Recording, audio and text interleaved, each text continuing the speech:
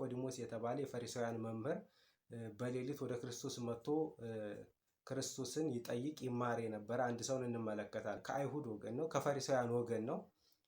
የፈሪሳውያን አለቃ ነው፣ መምህራቸው ነው፣ አዋቂ ነው፣ የኦሪት አዋቂ ሰው ነው እና ወደ ክርስቶስ በሌሊት እየመጣ ይማር ነበረ። ክርስቶስን ይጠይቅ ነበረ።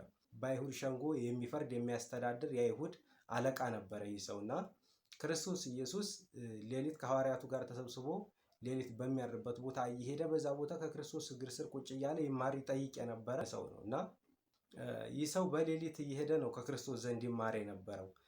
በኋላ ከክርስቶስ እግር ስር ቁጭ ብሎ ከተማረ በኋላ ለቅድስና የበቃ ኋላም ከክርስቶስ ኢየሱስ በዕፀ መስቀል ላይ ተሰቅሎ ከዕፀ መስቀል ላይ ክርስቶስን ስጋውን አውርዶ ለመቅበር የበቃ ጻድቅና ቅዱስ የሆነ አባት እንደሆነ ቤተክርስቲያናችን ታስተምራለች። በስመ አብ ወወልድ ወመንፈስ ቅዱስ አሐዱ አምላክ አሜን። የክርስቶስ ቤተሰቦች፣ እመቤታችን የቅድስት ድንግል ማርያም ወዳጆች፣ የቅዱሳን ባለሟሎች በኃያል አምላካችን በልዑል እግዚአብሔር ሰላም እንደምንሰነበታችሁ እንደምንከረማችሁ አሜን። መመስገን የባህሪው የሆነ የቅዱሳን አባቶቻችን አምላክ ቸር እግዚአብሔር ስሙ የተባረከ የተመሰገነ ይሆንልን። የእናቱ የእናታችን የእመቤታችን የቅድስት ድንግል ማርያም እንዲሁም እግዚአብሔር አምላካችን ያከበራቸው ቅዱሳን ሁሉ አምላካችን እግዚአብሔር እንደየሰጣቸው የጸጋ ስጦታ መጠን ስማቸው ለዘላለሙ ይክበር ይመስገንልን። ተወዳጆች እግዚአብሔር ቤተሰቦች እንኳን ለሰባተኛው ሳምንት የዐቢይ ጾም መታሰቢያ በዓል ለኒቆዲሞስ በሰላም አደረሳችሁ አደረሰን።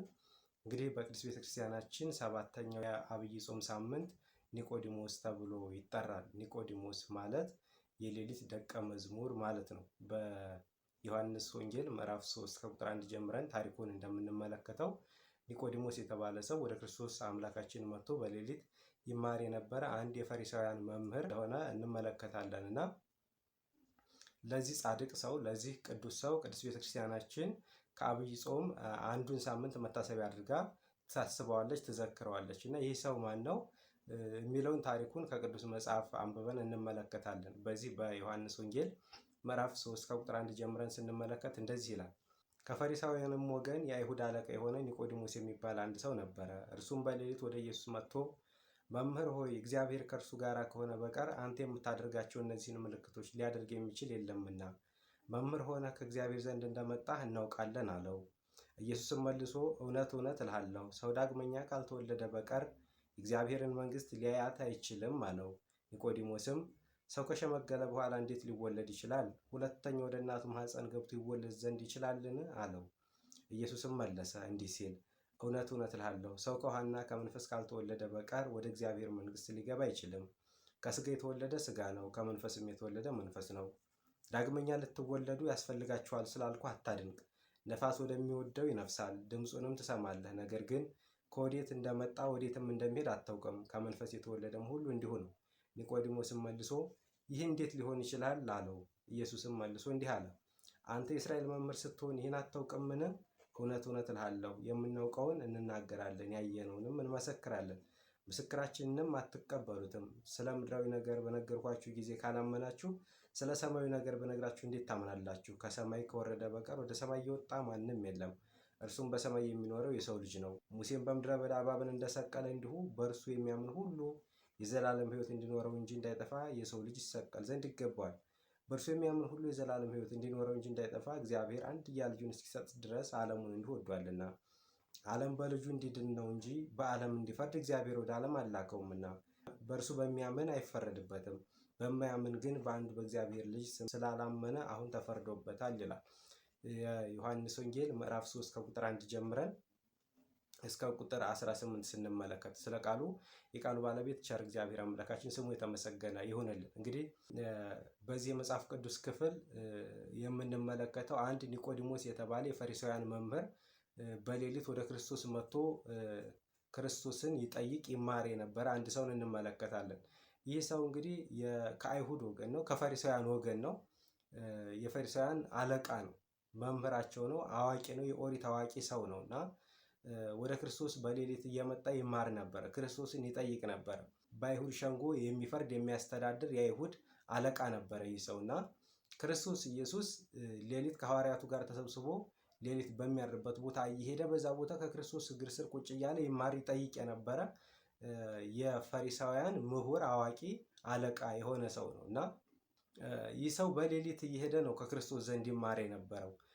በኋላ ከክርስቶስ እግር ስር ቁጭ ብሎ ከተማረ በኋላ ለቅድስና የበቃ ኋላም ከክርስቶስ ኢየሱስ በዕፀ መስቀል ላይ ተሰቅሎ ከዕፀ መስቀል ላይ ክርስቶስን ስጋውን አውርዶ ለመቃብር ለመቅበር የበቃ ጻድቅና ቅዱስ የሆነ አባት እንደሆነ ቤተክርስቲያናችን ታስተምራለች። ይህ ሰው እንግዲህ ለቅድስና የበቃው በሌሊት ወደ ክርስቶስ ኢየሱስ እየሄደ ይማር ስለነበረ ነው። እንዳልኳችሁ ኒቆዲሞስ የአይሁድ መምህር ነው፣ የፈሪሳውያን መምህር ነው። ቀን ቀን እነሱን ያስተዳድራል፣ እነሱን ያስተምራል። ሌሊት ወደ ክርስቶስ እየሄደ ይማር ነበረ።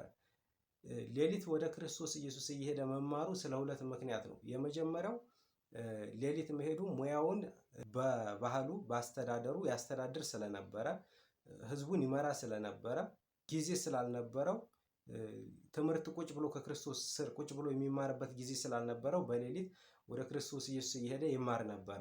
የመጀመሪያው እሱ ነው። ሌላውና ሁለተኛው ግን እንዴት የአይሁድ መምህር አዋቂ ሊቅ ነው ተብሎ እንዴት እየሄደ ከዚህ ከ30 ዓመት ጎልማሳ እንዴት እየሄደ ይማራል ብሎ ነቀፋ እንዳይደርስበት ነበረ። ምሁር ነኝ አዋቂ ነኝ ብሎ እየተናገረ እንዴት ከዚህ ሰው እየሄደ ይማራል የሚል ነቀፋ እንዳይመጣበት በሌሊት ጨለማ ለብሶ እየሄደ ከክርስቶስ እግር ስር ቁጭ ብሎ ይማር ነበረ። ሁለት ነገሮችን ከዚህ ሰው እንማራለን ክርስቲያኖች፣ ልብ በሉ። ኒቆዲሞስ የአይሁድ አለቃ ነው፣ የአይሁድ ምሁር ነው፣ የኦሪት አዋቂ ሰው ነው። ነገር ግን በሌሊት ወደ ክርስቶስ ኢየሱስ እየሄደ ይማር ነበረ። ስለዚህ እውቀት ባለን ነገር ብቻ እንደማይበቃ ባለን ላይ መጨመር እንዳለብን ከዚህ ሰው እንማራለን። የምንፈልገውን ነገር ቀን ብቻ ሳይሆን ሌሊትም ጭምር መፈለግ እንዳለብን፣ መትጋት እንዳለብን፣ ለኪዳኑ፣ ለጸሎቱ፣ ለሳታቱ፣ ለመሐሌቱ፣ ለቅዳሴው ሌሊት እየተነሳን ወደ ቤተ መቅደስ መሄድ እንዳለብን፣ ክርስቶስ ወደሚገኝባት ወደ ቅድስት ቤተክርስቲያን መሄድ እንዳለብን ከዚህ ሰው እንማራለን። ምክንያቱም ይህ ሰው በሌሊት ወደ ክርስቶስ ኢየሱስ ሄዶ በኋላ ለሕይወት የሆነውን ትምህርት ተምሮ ለጽድቅ እንደበቃ እንመለከታለን። ኋላም የአምላኩን የፈጣሪውን ስጋ ከዕፀ መስቀል ላይ አውርዶ ለመቅበር የበቃ ጻድቅ ሰው ሆኖ እንመለከተዋለን። ስለዚህ ከዚህ ሰው ታሪክ የምንማረው የመጀመሪያውና ቀዳሚው ነው። በዚህ በዮሐንስ ወንጌል ምዕራፍ 3 ላይ ሁለት ነገሮችን ክርስቶስ ኢየሱስ ለዚህ ሰው ገልጾ ነግሮታል። የመጀመሪያው ረቂቅ ልደትን ነው። እያንዳንዳችን ግዙፍ የሆነ ልደትን ከእናት ከአባቶቻችን በስጋ እንደተወለድ ነው። ሌላውና ሁለተኛው ደግሞ ረቂቅ የሆነ ልደትን ከውሃና ከመንፈስ ካልተወለደ ማንም ሰው ወደ እግዚአብሔር መንግስት መግባት እንደማይችል ክርስቶስ አምላካችን በግልጽ የተናገረበት የትምህርት ክፍል ነው። ምስጢረ ጥምቀትን በግልጽ እንዲያስተምርም ምክንያት ሆኗል። ይህ ሰው ሄዶ በመጠየቁ አንተ የምታደርጋቸውን ነገሮች እግዚአብሔር ካንተ ጋር ካልሆነ በቀር እንደዚህ አይነት ስራ ሊሰራ የሚችል አካል የለም ብሎ ሲጠይቀው እውነት እውነት እልሃለሁ ዳግመኛ ካልተወለዳችሁ እግዚአብሔር መንግስት ልታዩ አትችሉም፣ እግዚአብሔር መንግስት ልትወርሱ አትችሉም ብሎ ሲለው እንዴት ልንወለድ እንችላለን? ሰው ካረጀ ከሸመገለ በኋላ ተመልሶ ወደ እናቱ ማህፀን ገብቶ መውጣት ይቻለዋልን ብሎ ጥያቄ ጠየቀ። ክርስቶስ ኢየሱስ ይህን ይናገረው ይለው የነበረው ከውሃና ከመንፈስ ረቂቁን ልደት በ40 በ80ችን ተጠምቀን የሥላሴ ልጅነትን የምናገኛት ጥምቀት ማለት ነው። ልክ እንደዛ የሰው ልጅ ከውሃና ከመንፈስ ካልተወለደ ወደ እግዚአብሔር መንግስት ፈጽሞ ሊገባ አይችልም ብሎ ይናገራል። ለዛ ነው ዛሬ አምስቱ የቤተክርስቲያናችን አምድና ዶክትሪን ብለን ከምንጠራቸው አምስቱ አዕማደ ምስጢራት መካከል አንደኛው ምስጢረ ጥምቀት ነው ብላ ቅድስት ቤተክርስቲያናችን የምታስተምረው። መንግስተ ሰማያት ለመግባት የክርስቶስ የኢየሱስን መንግስት ወርሶ ለመኖር የግድ ከረቂቁ ልደት መወለድ ተገቢ ስለሆነ ይህንን በጥምቀት ማግኘት አለበት አንድ ሰው። ከውሃና ከመንፈስ ካልተወለዳችሁ በቀር ወደ እግዚአብሔር መንግስት ልትገቡ አትችሉም ማለት። ይህንን ስላልኩ እንዴት ታደንቃለህ? ዳግመኛ ካልተወለደ አትወርስም ስላልኩ እንዴት ታደንቃለህ? እንዴት አንተ የአይሁድ መምህር ስትሆን ይህን እስከዛሬ አታውቅም ብሎ ክርስቶስ አምላካችን ቁጭ አድርጎ እንዳስተማረው እንመለከታለን።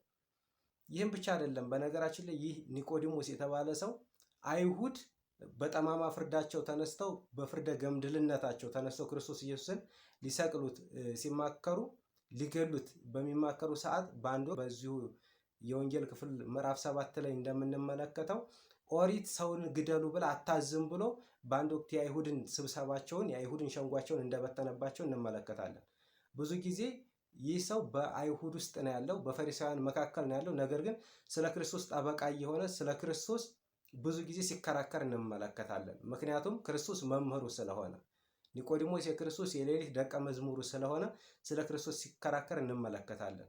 የመጀመሪያው በዚህ በዮሐንስ ወንጌል ምዕራፍ 3 ላይ የምንረዳውና የምንመለከተው ምስጢረ ጥምቀትን ከውሃና ከመንፈስ ተወልደን የእግዚአብሔር መንግስት ማግኘት እንደምንችል የመጀመሪያው እሱ እንመለከታለን።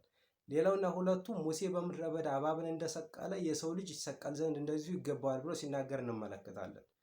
ያ ማለት ክርስቶስ አምላካችን ለእኛ ለሰው ልጆች ቤዛ ሊሆን እንደሚሰቀል ለሌሊት ደቀ መዝሙሩ ለኒቆዲሞስ ያስተምረው ይነግረው እንደነበረ አሁንም በዚሁ መጽሐፍ ቅዱስ ክፍል ላይ እንመለከታለን ማለት ነው።